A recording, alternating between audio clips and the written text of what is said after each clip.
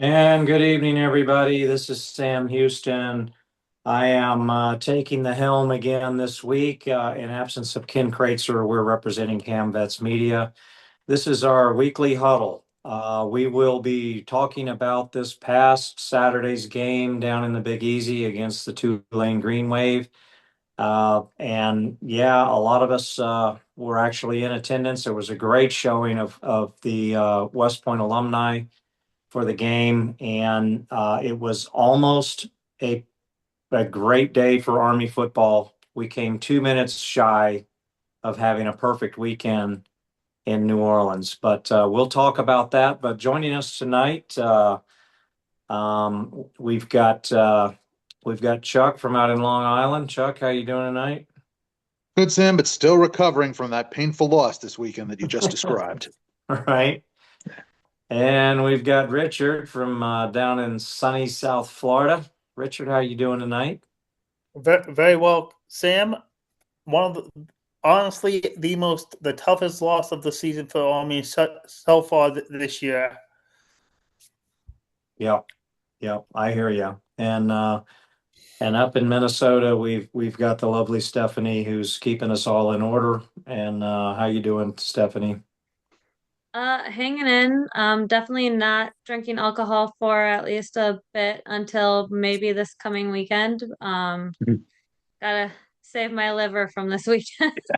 Yeah, yeah. How can you not go to the Big Easy and not imbibe? Which newsflash, Stephanie and I did imbibe quite a bit this past weekend, including in the airport, ready to fly Me, away. And then Yeah. we both got upgraded to first class for our flights back, which, well, that just prolonged it for a little bit longer. So, Yeah. um, and we did party with John, and I don't know what grade what year that he graduated. John Graham. he's my classmate, 87. Okay, 87. And then we also partied with after the game. What was I know we had Griffin with us too, and he's a proud Army person. And then who was Jim. the other couple? Jim.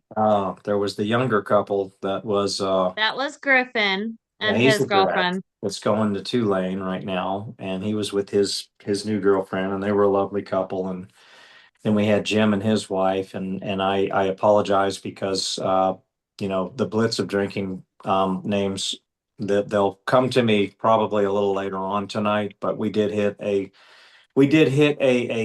full gauntlet of different We establishments in the French Quarter and had a wonderful time, drank our and sorrows away from that game.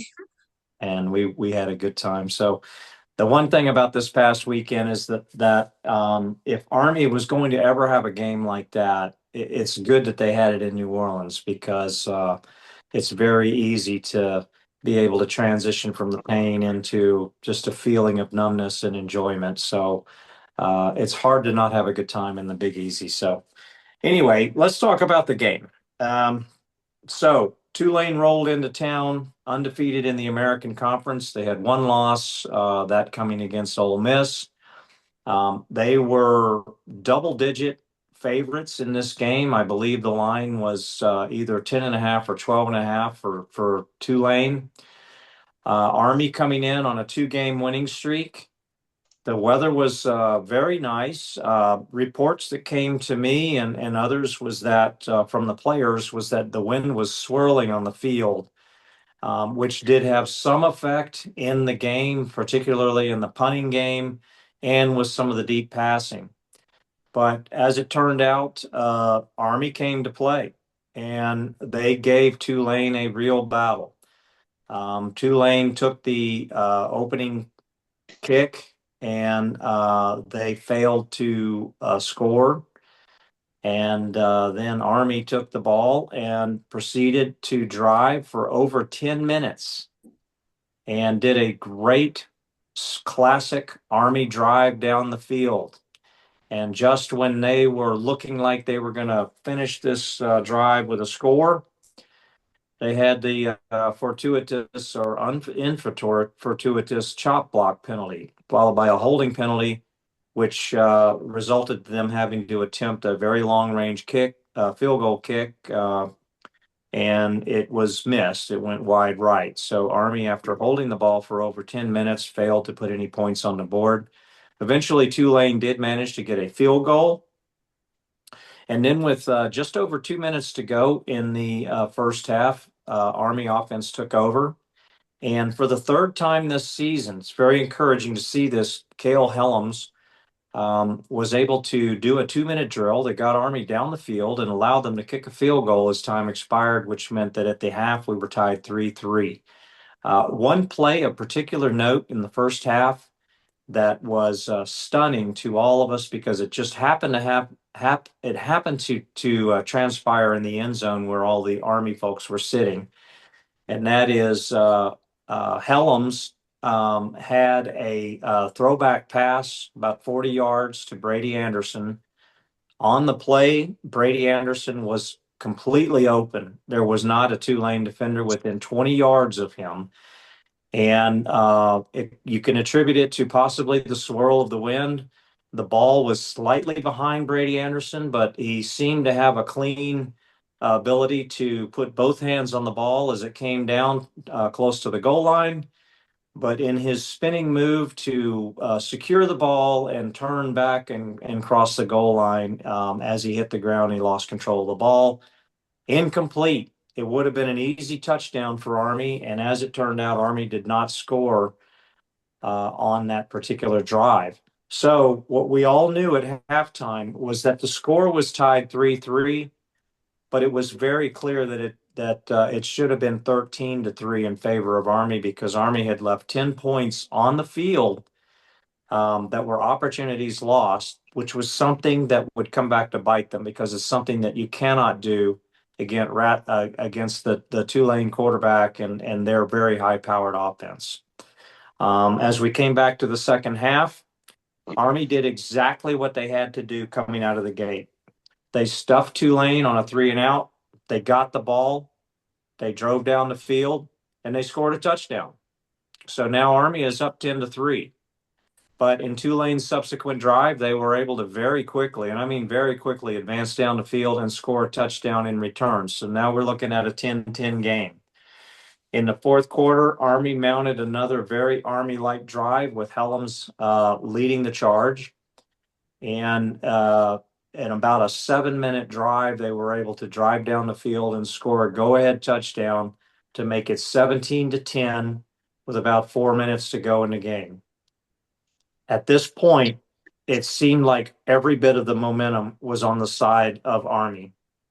However, Tulane answered. Once again, Tulane answered.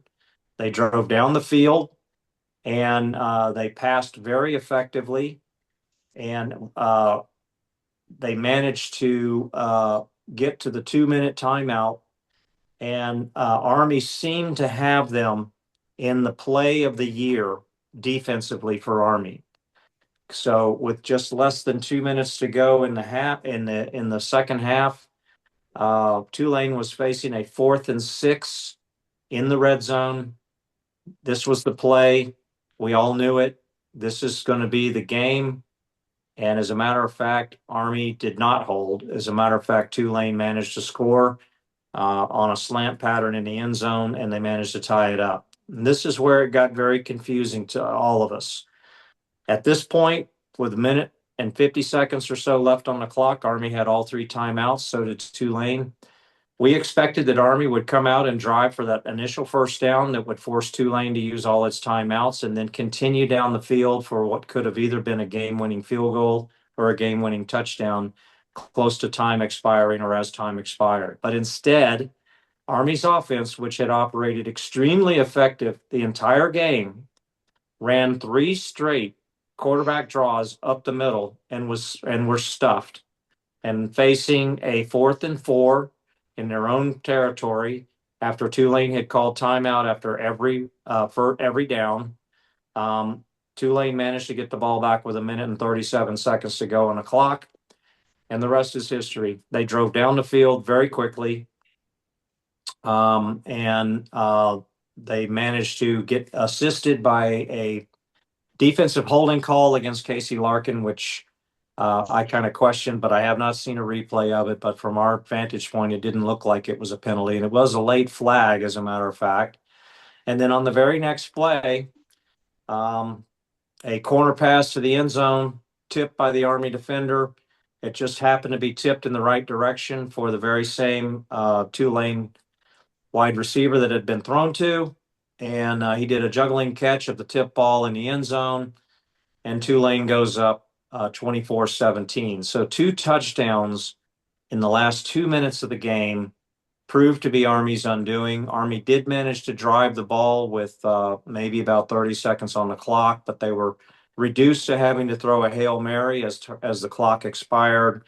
And we were kind of hoping that the Tulane miracle of 2007 at Michie Stadium would happen once again, because if we remember back in 2007, Army won a game over Tulane on the Michie Miracle, a desperation Hail Mary pass as time expired to the back of the end zone.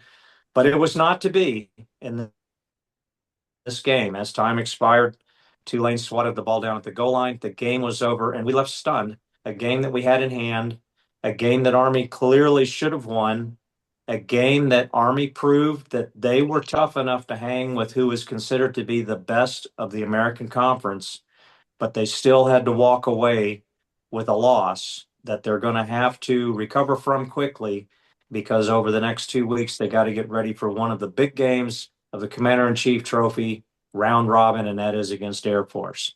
So unfortunately, we were 2 minutes shy of a perfect weekend in New Orleans, and that there was a lot left on the field that we have to question and wonder why, but it's too late to go back and change anything. It is what it is. The team played an outstanding game pretty much from start to finish. There were some mistakes that were made, but they didn't turn the ball over, and they remained competitive in the entire game, and quite frankly should have won it. So Chuck, what was your perspective on the game that we just saw transpire down in New Orleans? Well, Sam, as you said, it was definitely a difficult loss, but one positive note was that good day for Cale Helms, who set new career highs, single game rushing and passing yards, 125 yards through the air, 7 for 10 passing, plus 155 yards rushing across 39 total carries. So, in spite of the heartbreaking loss those final 2 minutes, I think it was definitely a good day for him. You know, breaking records left and right again. Yep, I agree completely. I had a conversation with a couple that are big Army fans that were staying at our hotel the morning after the game down in the M Lounge of the hotel as we were having breakfast. And they were comparing Cale Helms to Bryson Daly. And they were saying, they've got a lot of people who have been comparing Daly to, or Helms to Daly. And there are some comparisons to be made. What I said to them was, is that in my opinion, Daly was a little quicker.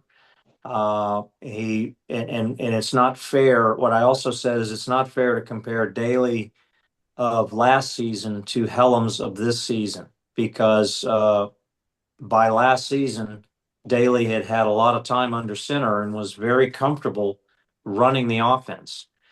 The best comparison to do is to look at Daly during his Cal year or junior year, and look at Helms this year. And what you saw back in 2023, if you watched Bryson Daly in 2023, is you saw as the season went along an extreme learning curve and maturity that came about as the season progressed. His very first game in 2023, he threw several interceptions against ULM in an absolutely ugly offensive performance. And at one point of that season, Army had lost, I believe, 5 games in a row. But then you saw the maturity begin in Denver when they beat an undefeated Air Force team, and it continued with a 4-game winning streak where the Army team never turned the ball over, and they were pretty much dominant in all the games that they played. If you watch Helms this year, he certainly has come a long way from the North Texas game. where he either had the jitters or was just having a run of bad luck on some of the plays that he had where they had 3 consecutive turnovers and he got pulled from the game. But to watch him play now, you can see that the confidence has grown dynamically, and he has a very effective command of the offense. And this past game, you're right, Chuck. Uh, he was the leading rusher on the team. And the other thing that is of note is that in the passing attack, he was 7 out of 10. And the 3 passes that were incomplete, we already talked about one of them. One of them should have been a completion to Brady Anderson at the goal line for a 40-yard touchdown pass. The other 2 passes in that stat that were not complete were him rolling out to avoid pressure and throwing the ball out of bounds to avoid a sack. So, real maturity on his part. My only concern about Helms is that he carried the ball 39 times in this game. And we know from watching Bryson Daly last year that the more carries that he has, the more abuse that he's taking on his body, and it takes a toll. And it's a good thing that he's getting 2 weeks off. Well, not necessarily off, but he's getting 2 weeks out to recover from this past week because he took a lot of hits this past week. But every time he did, he jumped back up and he proved that he has definitely earned the starting role on this team at quarterback. So I'm looking forward to continuing to watch his maturity on the field. So Richard, how about you, man? I know you were watching from down in sunny Yes. South Florida. You probably were tempted to go to the beach, but you stayed And in, I'm nope, sure, and watched that football game. nope. First off, I preferred to watch the football game, All right. and what I take away from the game is really, Kale Helms only 2 touchdowns. The Army's running game was really, that was it, 155 yards. Army's running game was really shut down in the 20s. Carson Smith, Noah Short, Biggs, Bartosh, and one of the 3. Let's see, 6, 7. I think that's like, I'm not sure how much that adds, but the three runners for Army, they didn't do pretty much a lot. While also on the other side, Tulane's game, it was Tulane, got really good running ability from the top 2 players, Jake Retzoff and Javian Gordon, 40 yards, one touchdown in the game. That really, I think, was pretty much a tone setter for the game. And obviously also, late the late drive that Tulane had to put up the eventually game-winning score in that game. But I think a really, difficult loss, and something that hopefully that Army will be learning from, and maybe they can take something away from it. Sure, absolutely. Stephanie, you were sitting there right next to me as we were drinking frozen daiquiris there in the stadium and cheering on the Army team. What were your thoughts about the game?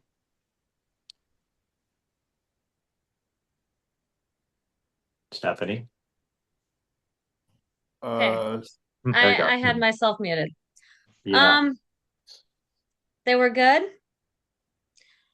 but also I kept having to yell at the last like 2 to 3 minutes.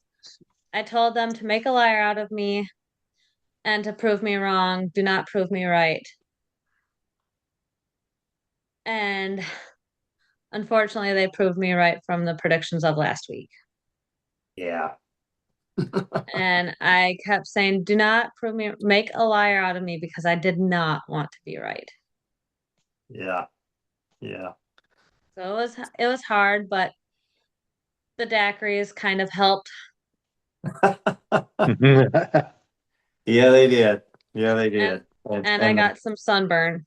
Yeah, yeah. There was a continual clouds that would roll over and give us some nice shade, and then just when you started to get comfortable, the sun would pop back out, and you would suddenly start overheating again. But fortunately, the Louisiana sun was not too brutal on us at the game, but we were facing the sun the entire game. That's just the way the stadium was laid out and where we were sitting.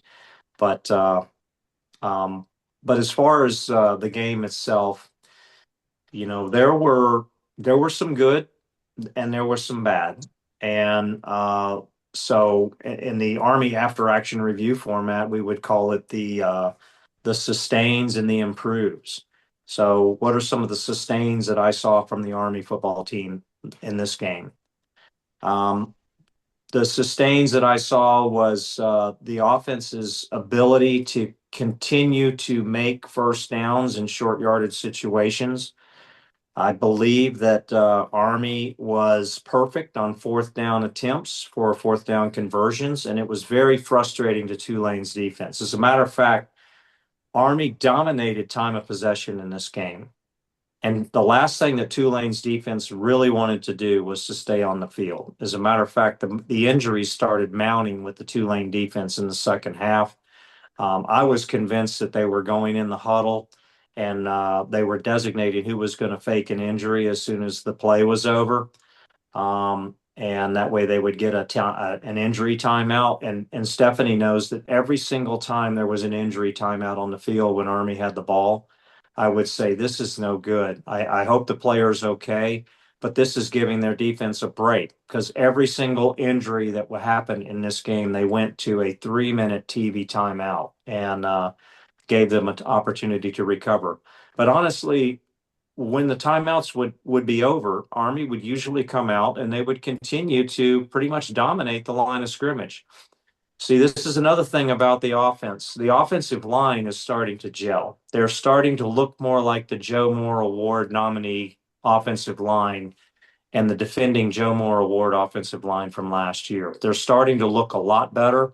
They're starting to control the line of scrimmage a lot better, and they're starting to wear out the opposing defensive line at the point of attack. And as Steve Shalhoub pointed out in one of our huddles previously, this offense seems to thrive in going into attack mode when Cale Helms is running the show.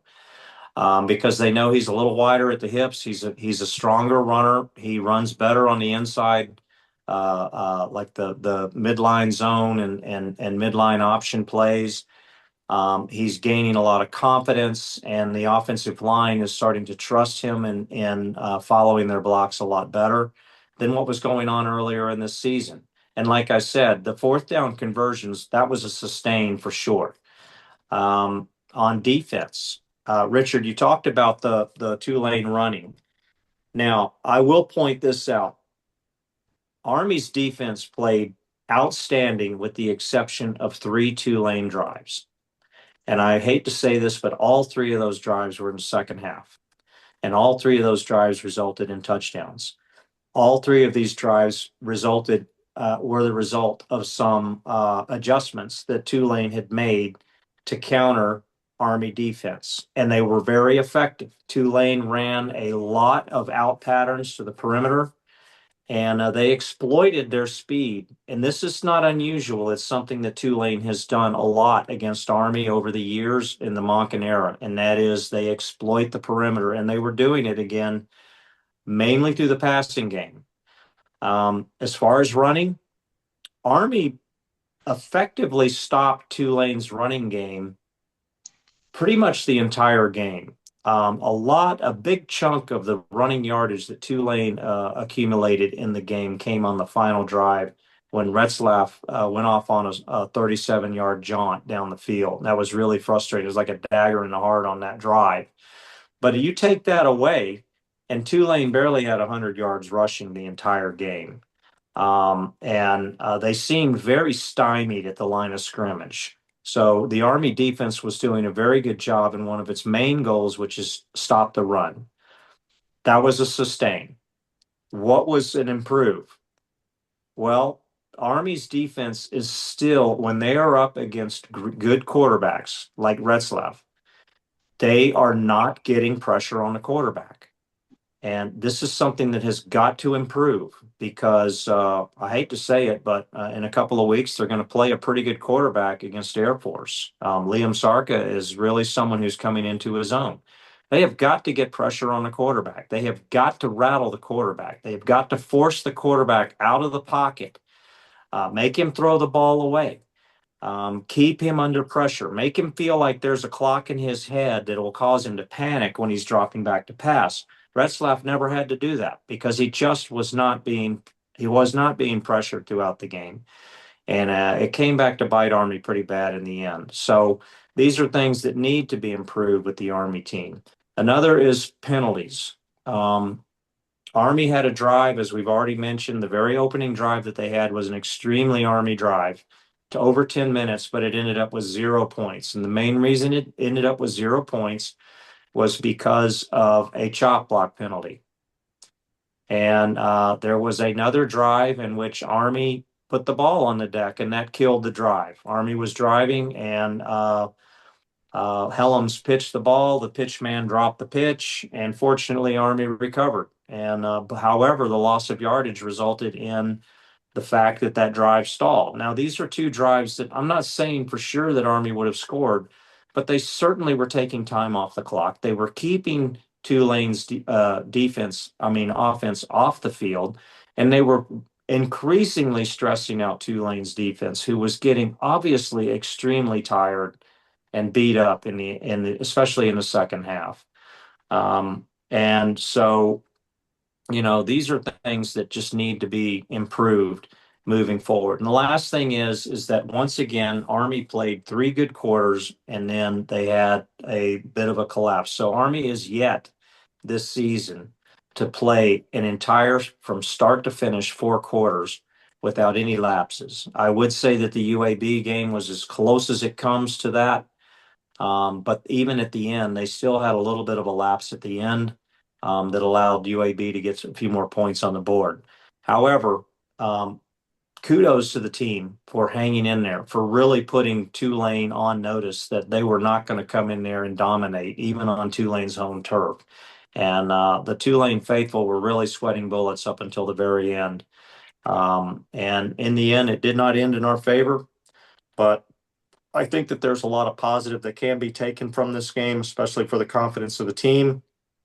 And there were no serious injuries that I saw. I know that Tuioti got shaken up a little bit, but he came back in the game. One of the offensive linemen went down, but I believe he came back in the game as well. So now they've got 2 weeks to make corrections on what came out of this game and get ready for the Air Force game. I'll just finish, comments about this game just by saying this. I am still baffled by what transpired in the last 2 minutes of the game. I know a lot of people are feeling the same way, but when Tulane scored with just under 2 minutes to go to tie the game, everyone in the stands, which is why we're not coaching, because we're in the stands. That's why we're in the stands. We're not the coaches. But I would like to be in the coach's head to understand. I would like to be in Cody Worley's head to understand. I'd like to be in Jeff Monken's head to understand. We all thought that this is a perfect scenario for Cale Helms, who had led already this season 3 2-minute drives for scores this season. So here we are coming up to the end of the game. Army has all their timeouts. Cale Helms is proven to be very effective at doing 2-minute offense. And yet it was as though Army played offensive play calling to lose the game just by running 3 basic quarterback draws up the middle that got stuffed, gained only 6 yards, and put Army in a position where they had to punt, having run no time off the clock because Tulane was effectively using their timeouts.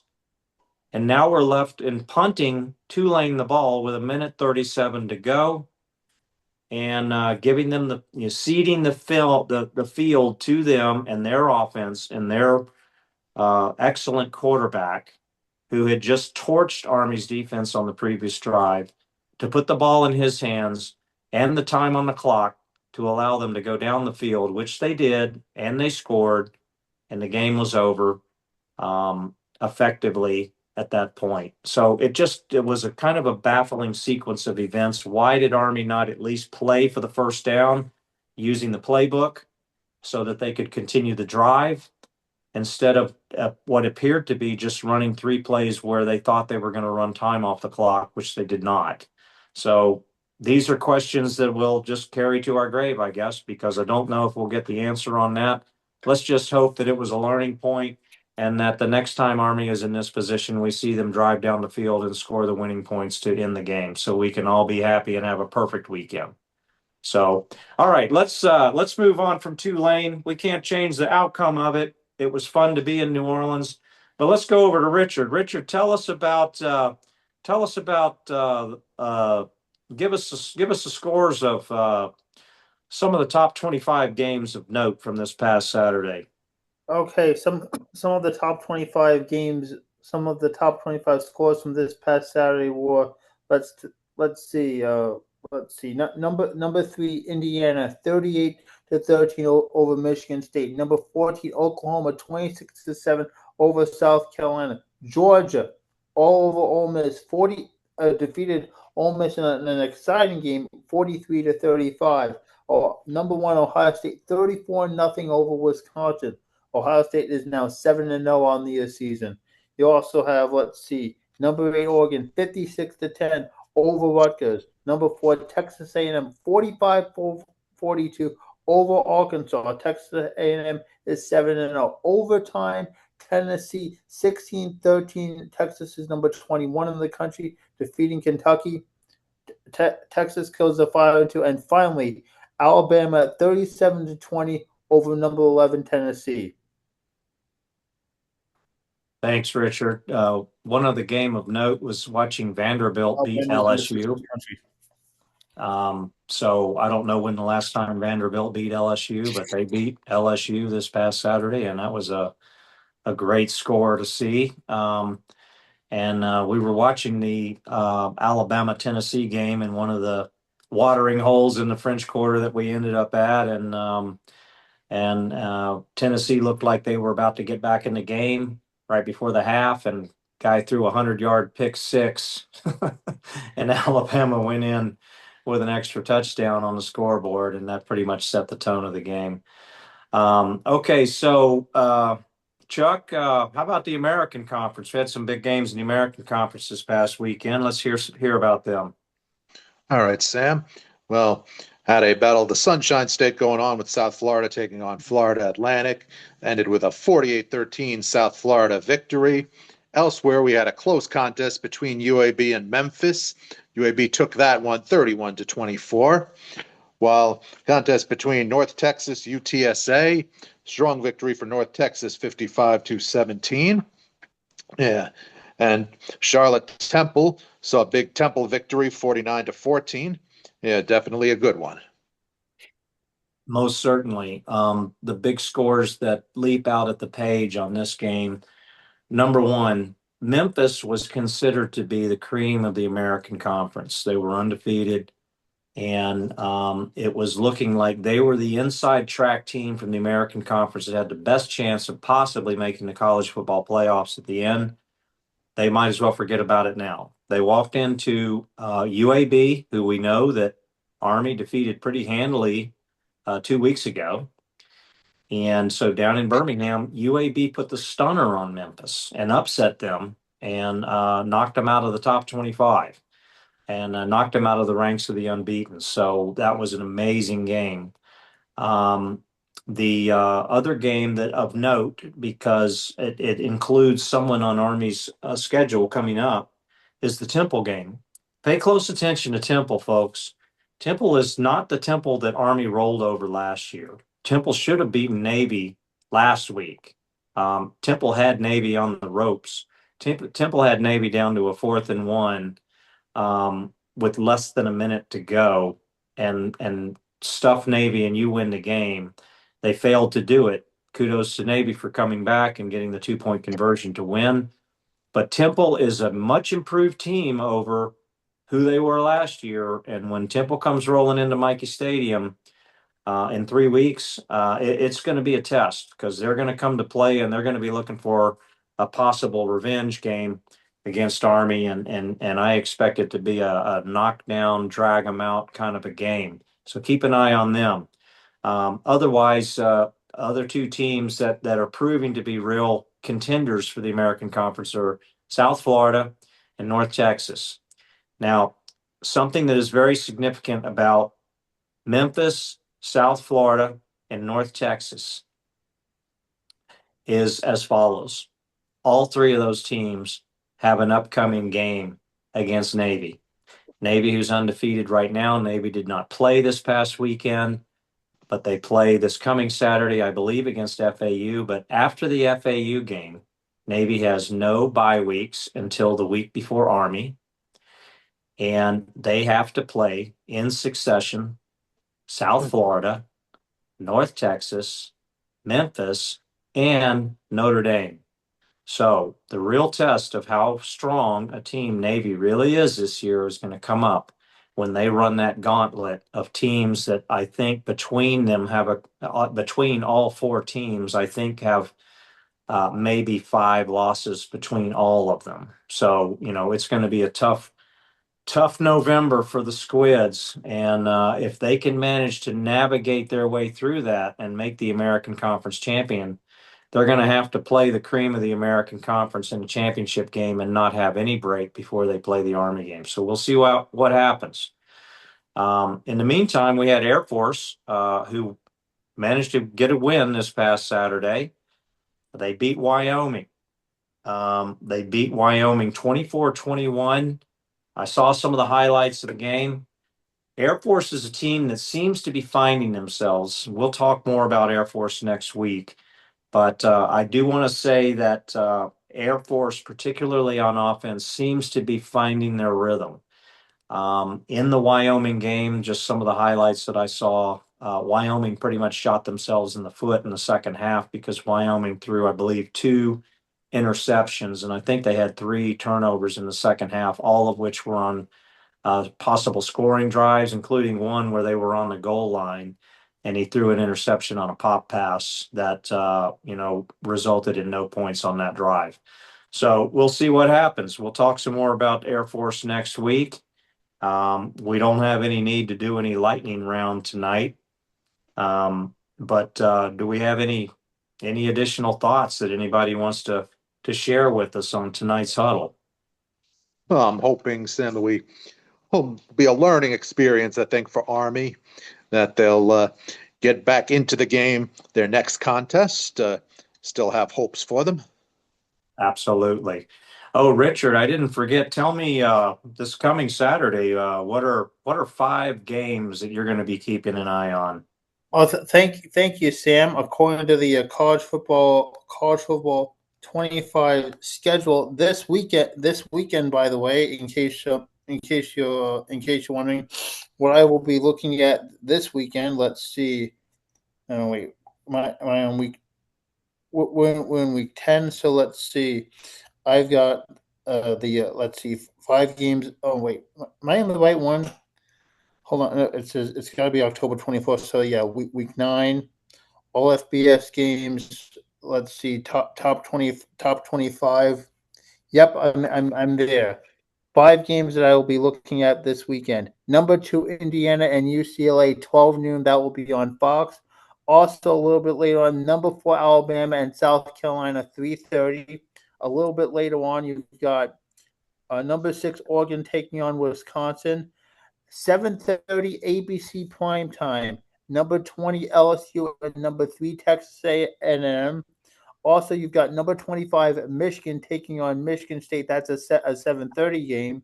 And also, let's see, number 23 Illinois taking on Washington. That will be a 3:30 game.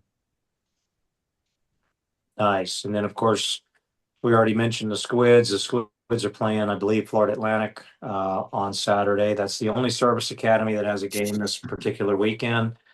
We know that our beloved Army Black Knights are on a bye week, much needed break. And we also know that the Zoomies are on a bye week as well. And the reason is because the next game will be round 1 for Army, round 2 for Air Force of the CIC trifecta. And we know that earlier this year, Air Force squared off against Navy. And it was a shootout that Navy managed to pull out 34-31 when Air Force fumbled on their final drive, and Navy was able to preserve the win. So in the coming weeks, coming 2 weeks, we know that Army will be doing a lot of preparation for this particular game. And one thing that I also know about Monken teams to make note of is that Army, throughout its history with Monken at the helm, has always dedicated some practice time throughout the season and the preseason of getting ready for these two Service Academy games. So they're not just now lining up to start practicing for Air Force. They've been doing this the entire season. Now they're going to be doing it in earnest, and they need to come to play. But the flip side of this is a good opportunity to get some people healthy again. In Monken's press conference last week, he did mention that when asked about Cody Harris Miller, that he did expect Cody Harris Miller to be back within a couple of weeks. Now, this was a week ago today. So the real hope is that Cody Harris Miller will be able to return for the Air Force game and to be able to be in the middle, bottling up the run lanes in the middle and causing havoc and wreaking havoc on the Air Force offensive line, causing the diesel to stall, which is what they call their offensive line. And, for everyone to be ready and fresh and motivated for a big game in Colorado Springs. Again, we'll talk about this some more next week. Stephanie, you got any closing thoughts about tonight's huddle? So who did you think that Navy was playing this weekend? I thought they were playing Florida Atlantic, aren't they? Yes. Yes, they are. Okay, Yep. yeah. So I'm on it.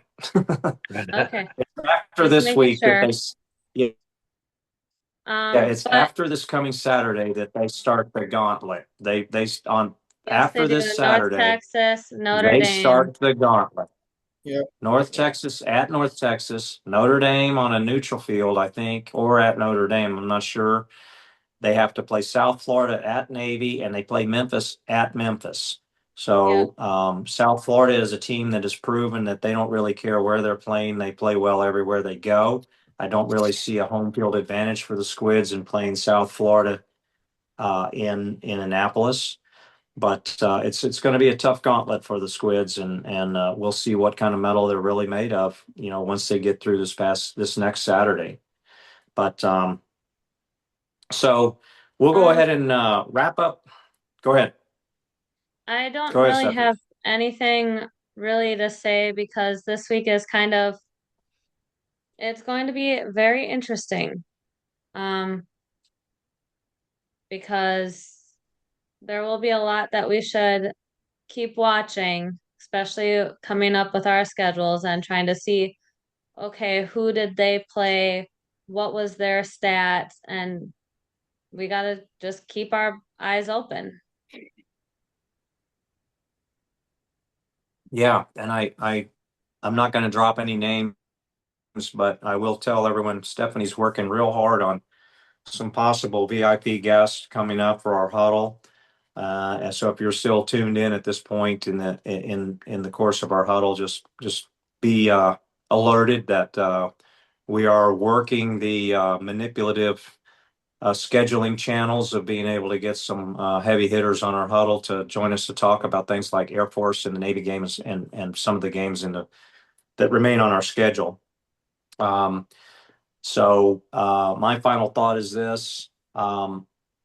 As disappointing as this loss proved to be, and it was, and as a matter of fact, even in New Orleans, it took me at least 24 hours and a lot of drinking in the French Quarter to start to get over how the game ended. It was such a disappointment how the game ended, given that Army had what they were in the driver's seat when they went up 17-10.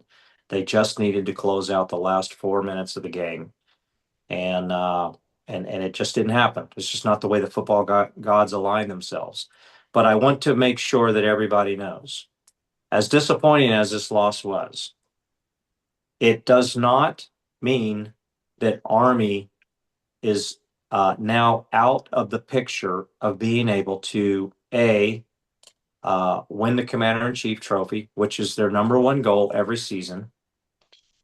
Leg one of Commander-in-Chief trophy is in 2 weeks against Air Force. And number two, secure a bowl bid. As a matter of fact, Army is currently 3-4. Army has to have at least 6 wins by the time they round out their next 4 games, because that's when the bowl selection committee will meet. And 6 FBS wins would secure Army a bowl bid, which means Army has to win 3 of their next 4 games. I think that Army is lined up at this point to be able to go on a winning streak very similar to what happened in 2023 when Bryson Daly and the team matured and came together at the Air Force game. It is well within the realm of this team. The 3 of the 4 losses that they have are against teams that all have very high winning records. North Texas, Tulane, and Tarleton State, which is still undefeated in FCS ball. So, in all 3 of those games, it either came down to overtime, double overtime, or the last minute of the game. None of those games against very superior opponents were games that Army allowed to get out of control. As a matter of fact, Army was controlling their destiny as the clock was winding down in each of those games.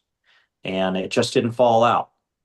But what this means is that the team is not flinching. They're not panicking. And I trust in Monken. I always have. I think he's the right man for our head coaching position, and he always has been ever since he arrived at our Rockbound Highland home.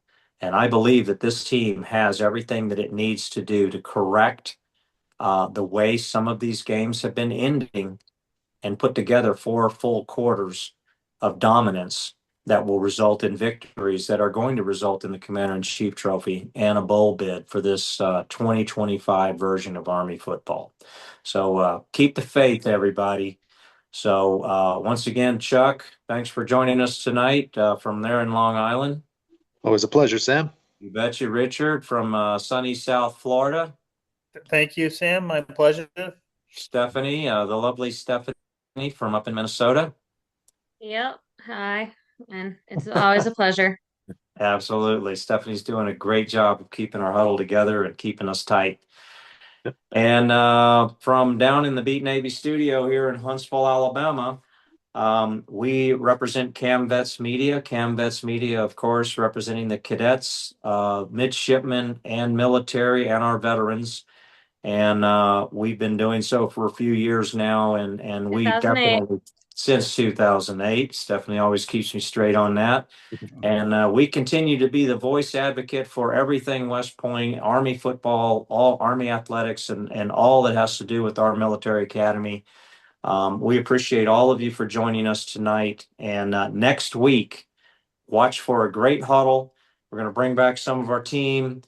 And we are going to break down leg 1 of the Commander-in-Chief Trophy and bringing that beautiful trophy, the most beautiful trophy in college football. As a matter of fact, in my opinion, the most beautiful trophy in athletics, period, around the world, that being the Commander-in-Chief Trophy.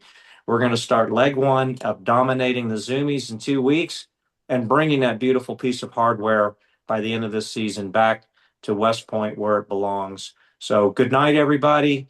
And go Army, beat Air Force.